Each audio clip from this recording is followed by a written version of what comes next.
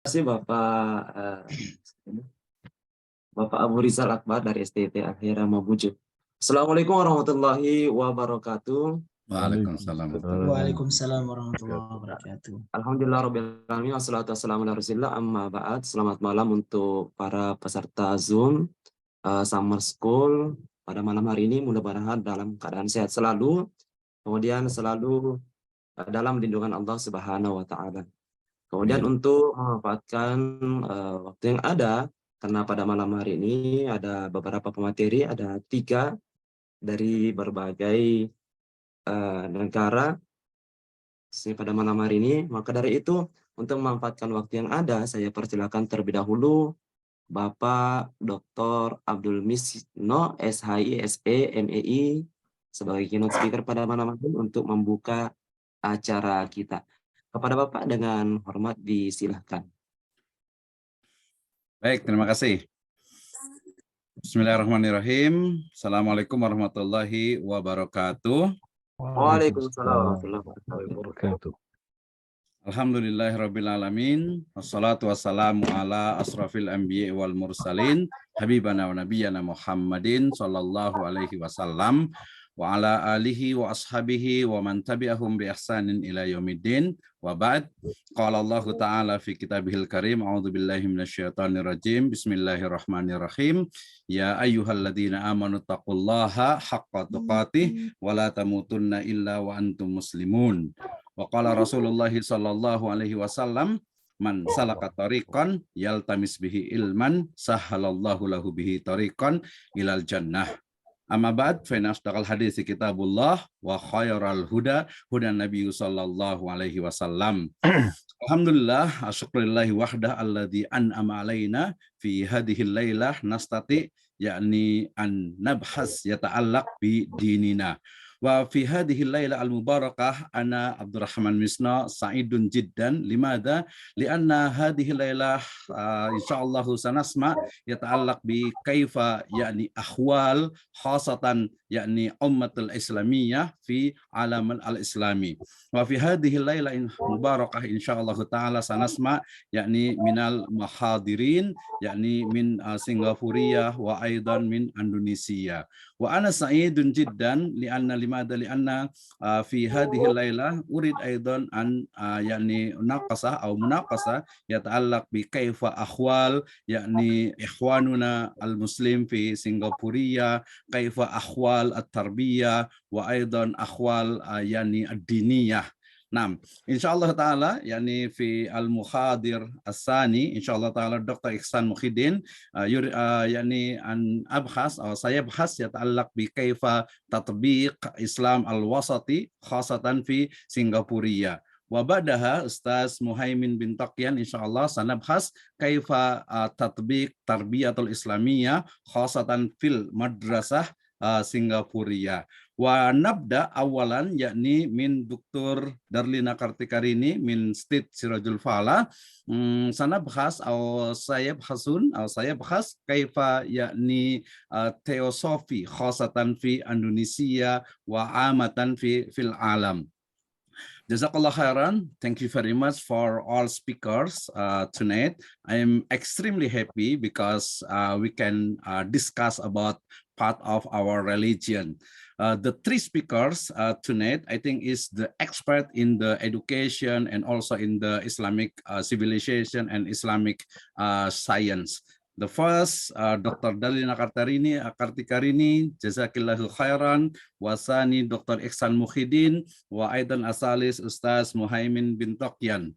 Ida nabhas yata'allaq bi akhwal al-ummatul islamiyah khasatan hadal yaum, labudda alaina an nafham, yakni kaifa, yakni tanmiyatul ilmiyah wa tanmiyatul science, kaifa al-yaum. Wa aidan yakni tatbiq tarbiyatul islamiyah khasatan fi Indonesia wa aidan fi Singapura atau fi Singapura. Nah, wa labudda alaina yakni an nafham aidan wa nadrus wa na'lam yakni kaifa tata'allaq bi ahwal al yaum. if we know about the Islamic education and Islamic civilization, Islamic maybe like technology, IT, information and technology and communication, and other sciences, we have to know about the revelation or maybe a relation between Islam and science. And inshallah, Dr. Diana in the first speaker will be talk about the theosophy, and the second speaker will talk about the Islam wasati in Singapore, and the last will talk about the Islamic education specifically in Madrasah Singapore. Wa aqulu lakum yakni khasatan lil muhadir hadhihi laila jazakumullahu khairan ala hudurikum fi hadhihi khissah at-tayyibah la'alla hadhihi khissah takunu a'mal as-salihan lakum. Thank you very much for the all speaker. Jazakumullahu khairan. Barakallahu fikum wa alhamdulillahirabbil alamin. Assalamualaikum warahmatullahi wabarakatuh. Waalaikumsalam warahmatullahi wabarakatuh. Begitulah tadi sedikit kata pembuka dari Bapak Dr. Abdul Mutino, SHI, SEMEI. Kami ucapkan banyak terima kasih Pak karena telah mempersaing kami dalam acara pada malam ini. Baik, marilah kita menuju kepada pemateri pertama, yaitu Ibu Dr. Darlina Kartikaroni, MSI dari STIT Sirajul Falah, Bogor, Indonesia. Sebelumnya Ibu Dr. Darlina sudah siap.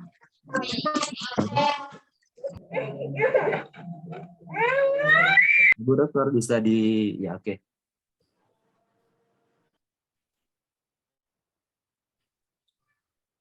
Saya bisa dimulai? Ya, silakan Bu Dokter. Terima kasih. Bismillahirrahmanirrahim. Assalamualaikum warahmatullahi wabarakatuh. Waalaikumsalam warahmatullahi wabarakatuh. Puji syukur saya sampaikan kepada kehadirat Allah Subhanahu wa taala atas segala nikmat yang telah dicurah limpahkan kepada saya dan kita semuanya. Salawat dan salam pada junjungan kita Nabi besar Muhammad SAW. Terima kasih atas kesempatan yang telah diberikan kepada saya, kepada Bapak Dr. Misno, kepada Bapak narasumber yang lainnya, dan kepada panitia pelaksana dari kegiatan webinar ini. Semoga apa yang saya sampaikan ini bermanfaat dan bisa menjadi pembuka suatu hal yang baru, menjadi lebih berkah dan bermanfaat bagi keilmuan yang sedang saya. Saya izin untuk share screen.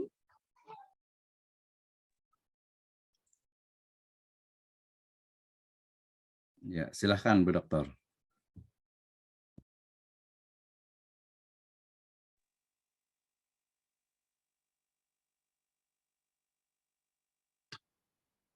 Apakah sudah terlihat Bapak-Bapak semuanya?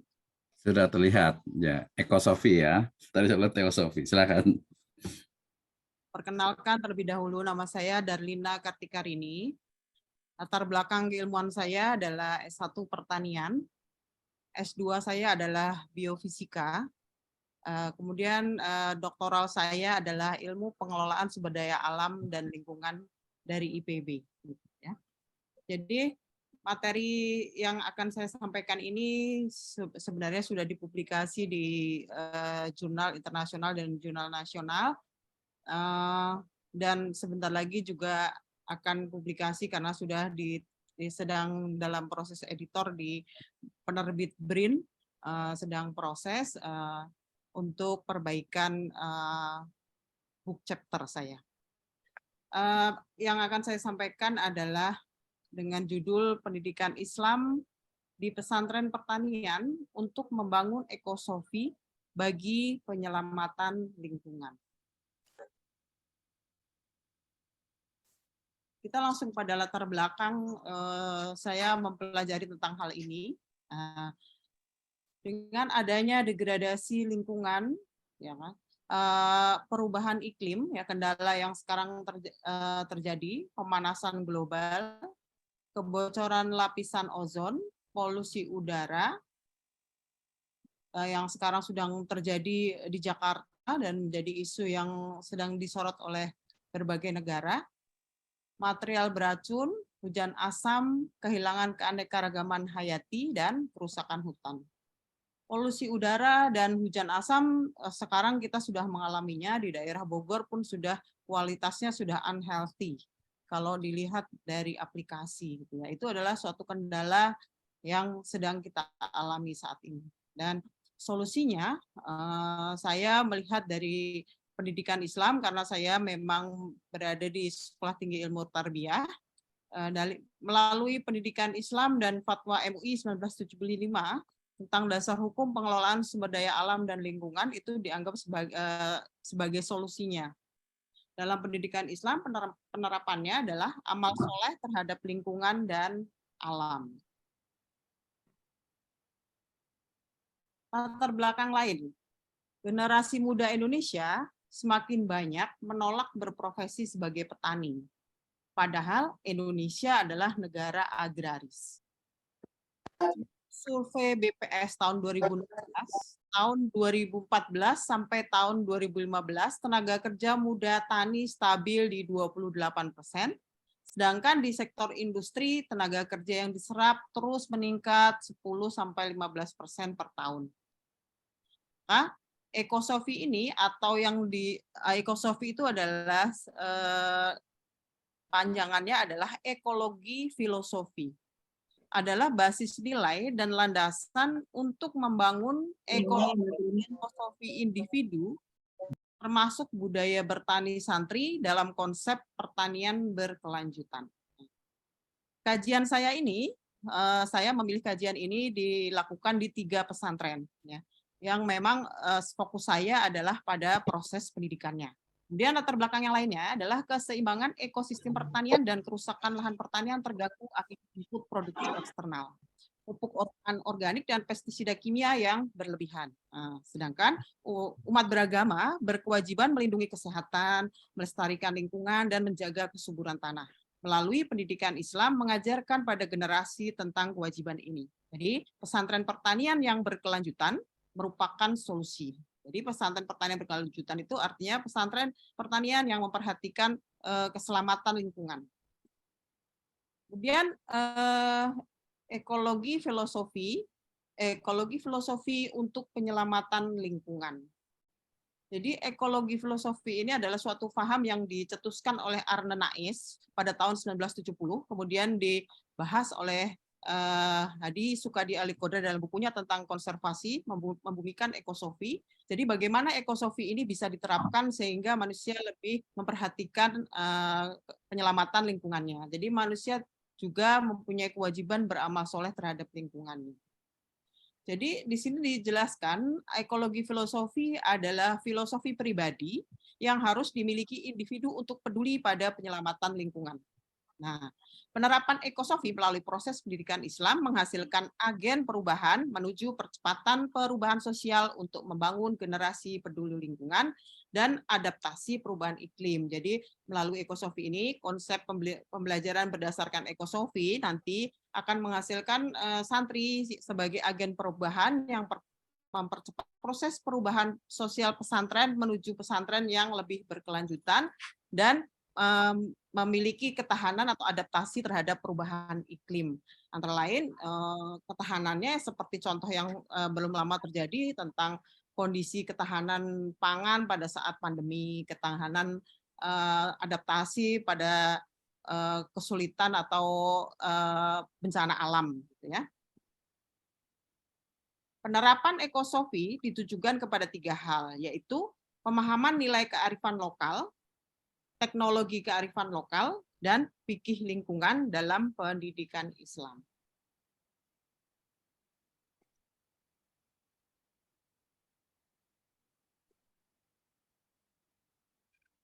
Pendekatan Islam terhadap lingkungan. Jadi, creation and ownership, Islam describe the environment and teaches us that it has been created by Allah Subhanahu wa Ta'ala. Jadi keberadaan ciptaan Allah ini mengingatkan kita tentang kebesaran Allah.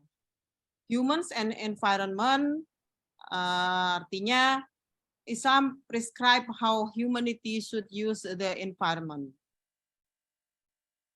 proaktif care, jadi penyelamatan lingkungan, Islam sudah mengajarkan bahwa pentingnya umatnya untuk melakukan penyelamatan lingkungan.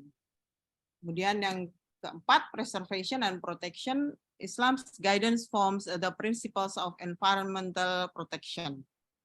Jadi Nabi besar Muhammad SAW meneladani, memberikan contoh kepada kita bahwa mempunyai sifat environmentalisme itu sudah diajarkan atau ditunjukkan oleh Nabi besar kita Muhammad SAW.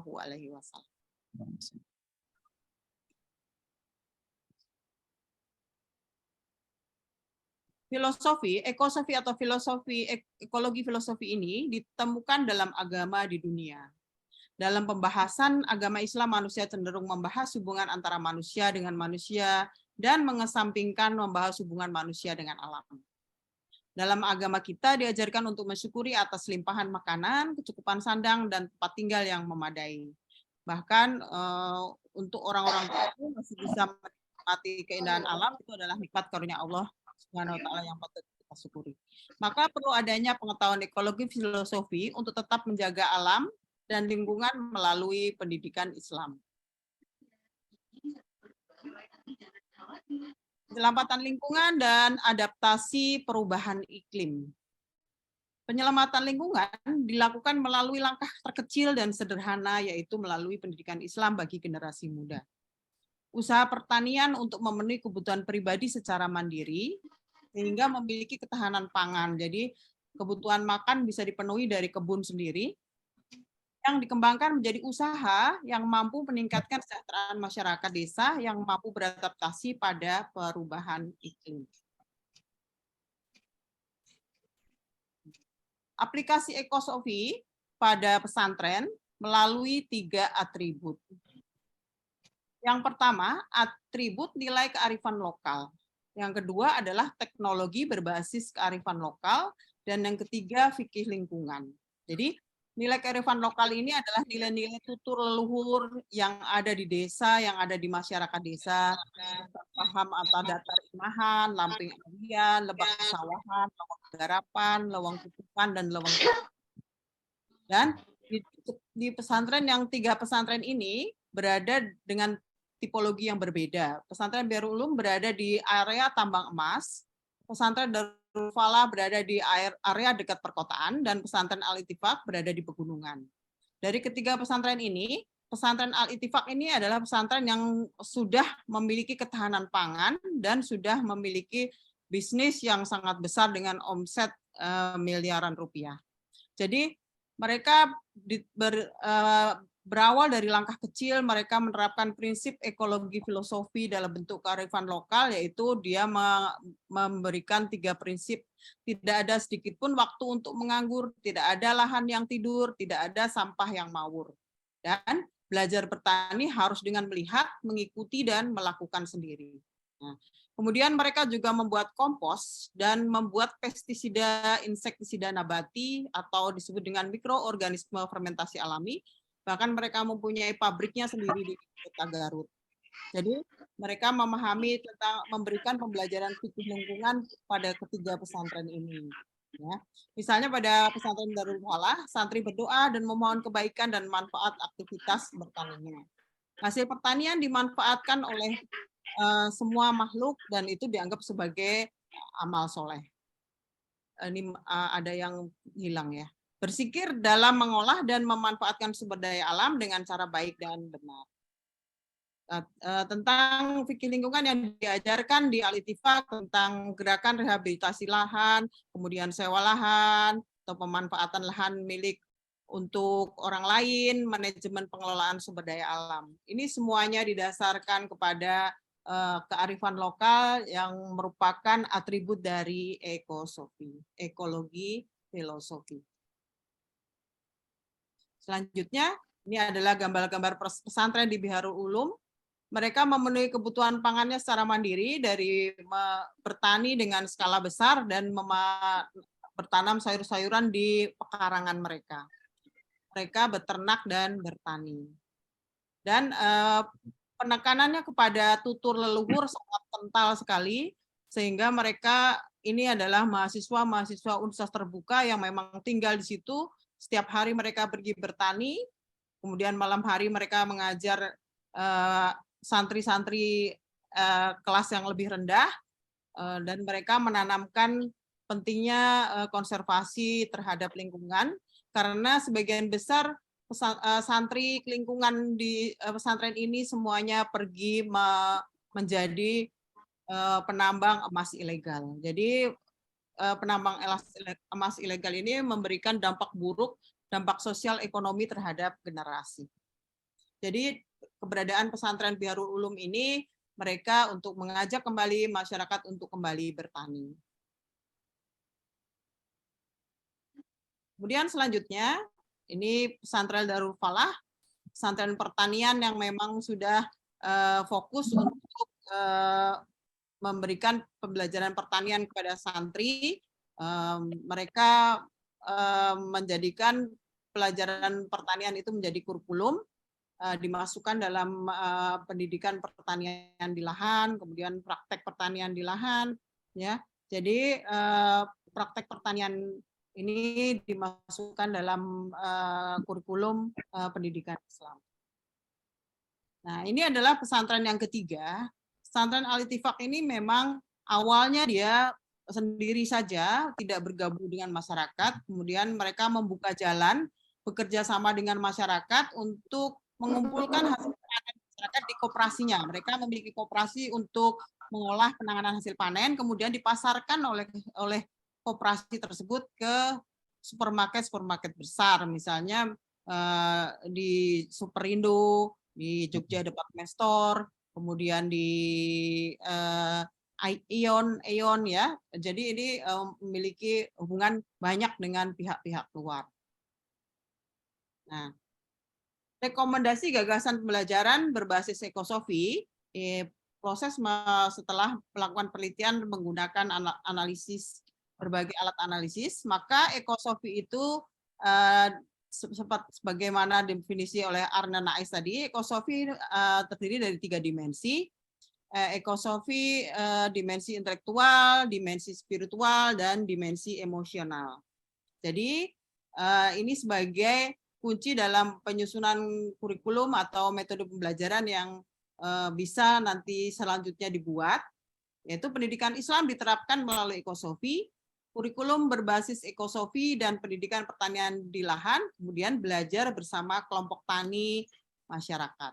Kemudian yang kedua, rekomendasi gagasan pembelajaran yang berdasarkan dimensi spiritual, mengajarkan fikih lingkungan, santri memahami adalah sunatullah dan membangun filosofi lingkungan.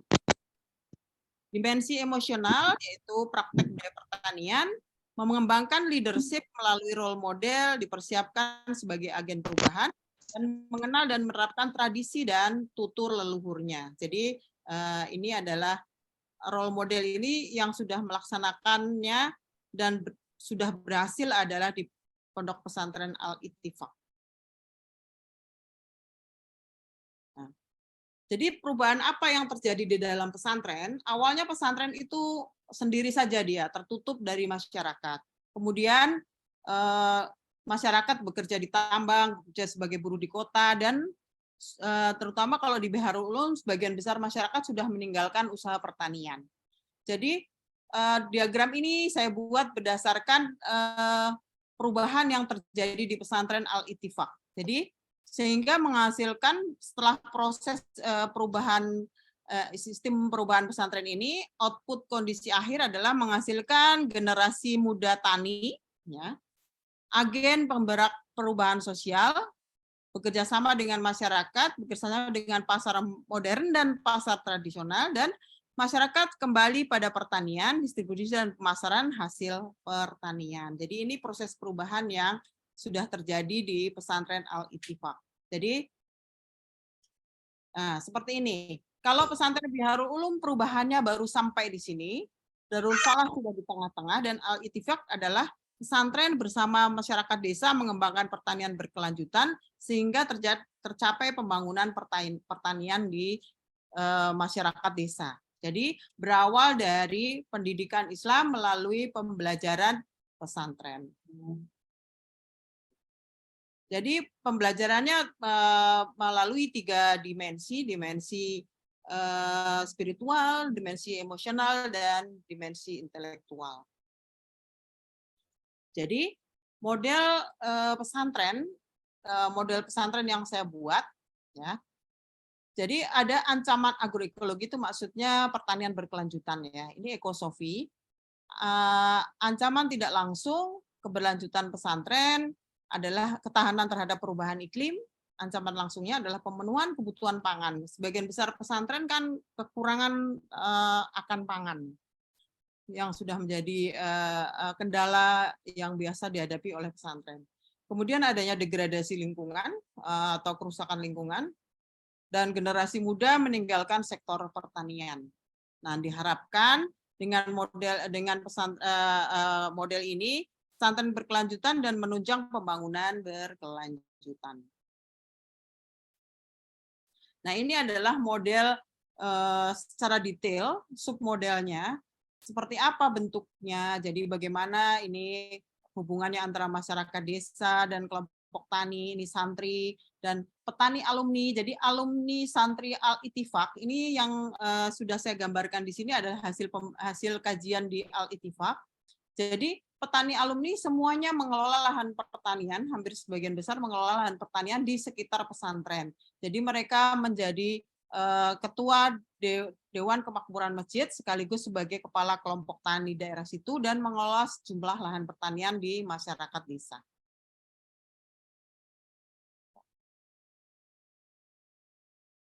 Jadi, yang perlu digarisbawahi bahwa pesantren ini adalah membuka kerjasamanya sudah sangat luas dari Kementerian Agama, Kementerian Pendidikan, Kementerian UKM, dan Kementerian Pertanian. Kerjasama yang luas ini diawali dari kerjasama dengan masyarakat desa. Jadi mereka membuka kerjasama dengan masyarakat desa, kemudian mereka bekerjasama dengan pasar tradisional, pasar modern, dan perusahaan mitra, maka akan terbangun hubungan dengan berbagai macam kementerian sehingga sejumlah dana bantuan pun menjadi lebih mudah. Seperti itu. Jadi kesimpulannya bahwa pendidikan Islam menghasilkan generasi muda agen perubahan sebagai penggerak proses perubahan sosial di masyarakat menuju masyarakat sejahtera yang peduli terhadap penyelamatan lingkungan. Pendidikan Islam adalah suatu sistem pendidikan yang Islami untuk memelihara, mengajar, menjaga anak didik supaya dapat memahami dan mengamalkan ajaran Islam dan menjadikannya sebagai pandangan hidup, menjadi insan berilmu, berakhlak mulia, dan peduli penyelamatan lingkungan.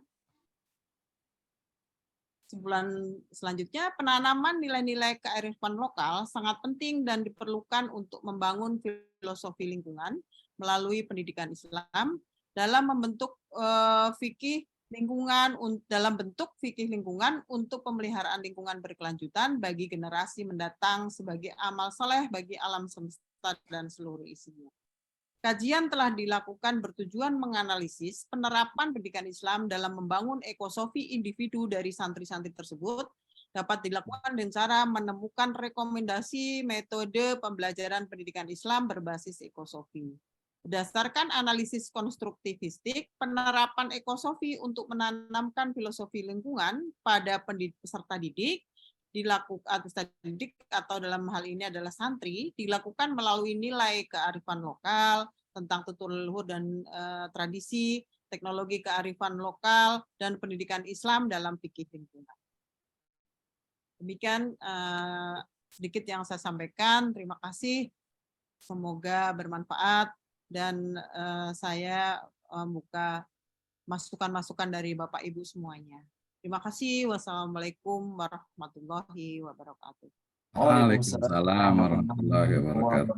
Biasa.